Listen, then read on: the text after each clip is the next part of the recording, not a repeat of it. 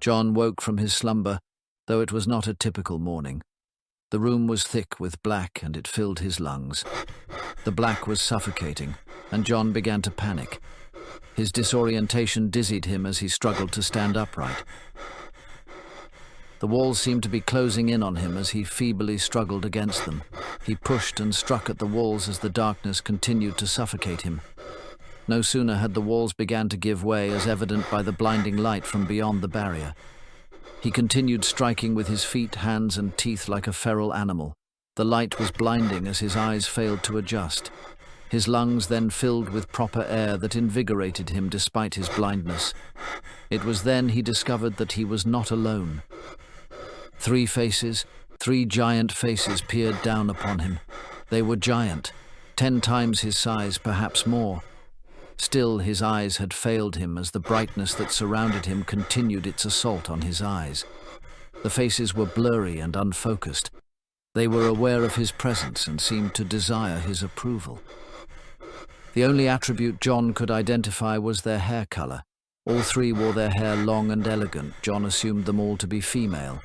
One dark-haired, another was golden blonde, and the last was Targaryen silver. Jon finally emerged from captivity as the three heads continued to move closer to him. Jon used his arm to shield his eyes, and this made the heads shriek loudly. This startled Jon awake. His breath was hurried and his face sweaty despite the bitterly cold air and snow flurries that fell upon him. Arya stood over him disapprovingly, though she spoke softly. The hell were you screaming about? The 3 heads of the dragon. Jon responded under his breath as he sat up. Arya tossed him a ration of shortbread to break his fast and their last skin of ale. Today they would reach Castle Black, and Arya seemed to want to get a move on. Arya tended to the horses to occupy her as Jon stuffed his mouth quickly.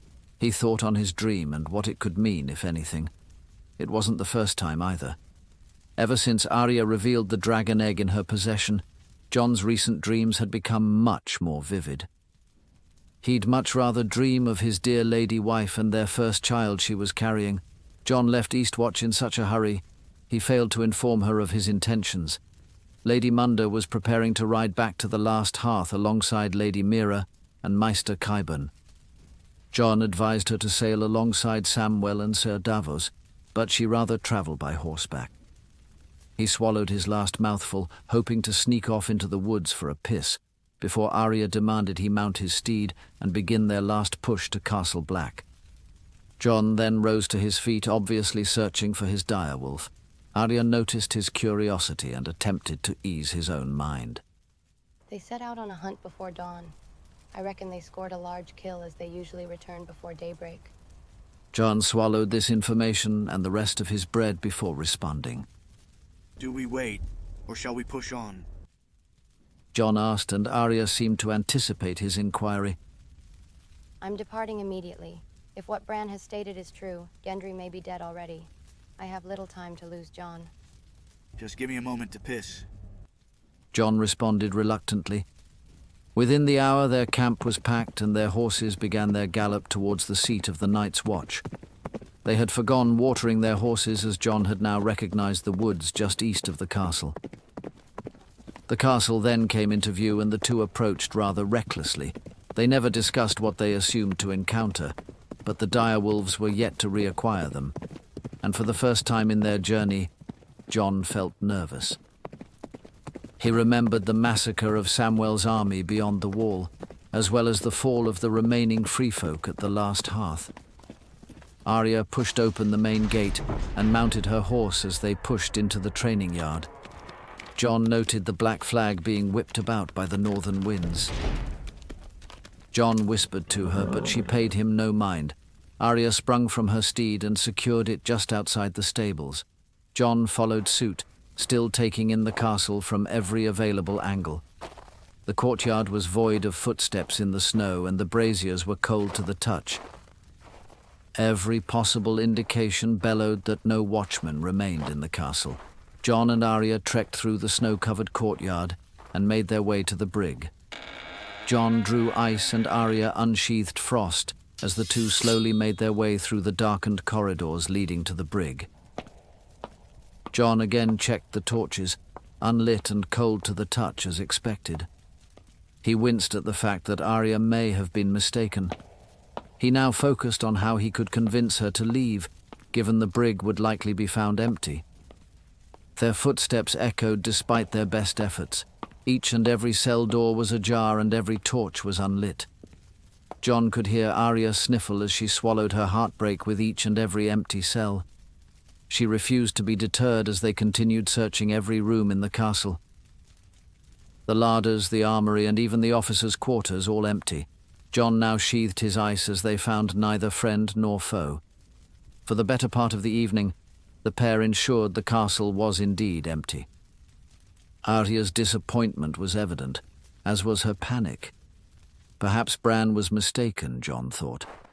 He crossed the courtyard after lighting a pair of braziers in an attempt to talk sense to his disheveled sister.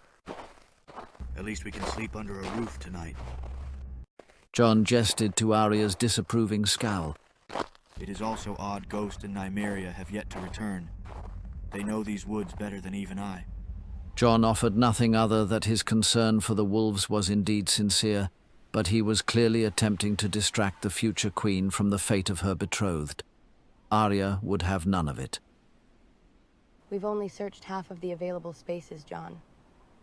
She demanded, and Jon's face likely appeared confused. He patiently waited in anticipation of her clarification as she simply gazed up to the top of the wall. This unsettled Jon, as the lift's operation would require one of them to remain below. I'll go. You'll have to raise the lift using the capstan. Not to worry. It's properly counterweighted. You'll have to pin it in place once I reach the top. Come, I'll show you. Jon swept for the lift, but Arya failed to follow. He removed the pin securing the capstan in place and refused to acknowledge Arya's silence. Jon, I'm not staying below. You're right. I'm no longer 11, and you can no longer protect me. I'm going above, and you're going to help me. She finished, and Jon's shoulders slumped. He turned to face his sister and took in the determination of her face. Jon knew better to argue. Still, he was weary of separating. Perhaps if he could delay, the wolves could then escort him above, knowing Ghost never feared its height. Arya's voice then brought Jon's attention back to her. We're here to find the king, and I remain a king's guard. We may be on the wall, Jon, but I hold rank in this regard. Now are we going to argue, or are you going to help? Arya, this is my home. I know the wall better than any other. It would be wiser to... Jon, I've never desired calling in this debt, but let us not forget you nearly burned my damn face off. Please, Jon, I have to get to him. She pleaded, and this reminder took Jon back to the throne room. He remembered her screams piercing Jon's ears amongst the roaring flames and grumbling dragons. Jon's eyes dropped as he silently agreed. He glanced at the gate one last time in search of the direwolves. Arya sprang into the lift and reached to pull the gate firmly closed before sprinting back to Jon. She removed Catspaw's sheath from her belt and handed it to Jon. His confusion was evident as Arya then explained. Until we get the runes interpreted, it needs to be kept safe. I'd offer you the dragon egg as well, but... I have no interest in it. Jon interrupted and accepted custody of the Catspaw dagger. Arya embraced him and secured the satchel over her shoulder. She pulled Frost from its sheath as she secured the lift's gate. Jon rotated the capstan with ease as it lifted his sister up and into the clouds. Minutes passed as the lift creaked, and Jon remembered his earliest days in the watch. He would raise and lower the lift numerous times per day. Once he accepted Benjen's death, he never thought he'd ever lay eyes on another Stark. Now another wolf would find themselves perched atop the wall. Jon knew she must have been approaching the top. The capstan would then hit the hard stop, and Jon would pin it in place and wait for her return trip. He broke into a mild sweat and appeared to temporarily lose focus.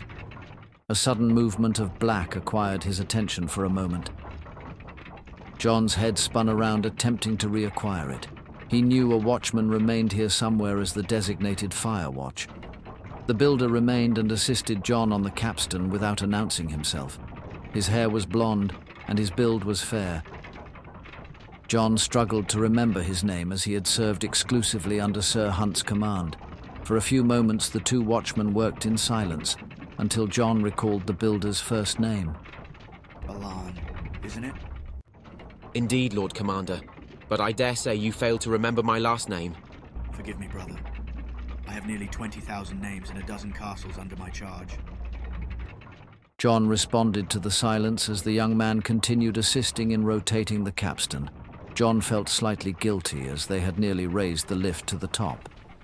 Alan excused himself to retrieve the pin, which was no more than a thick iron rod inserted to the base to prevent it from rotating further and thus locking the lift in place. Jon struggled to recall the young man's surname. He again peered up the wall, curious as to what Arya was going to find. Alan returned with the pin, supporting it with both his hands. Jon held the capstan in place, utilizing his body weight.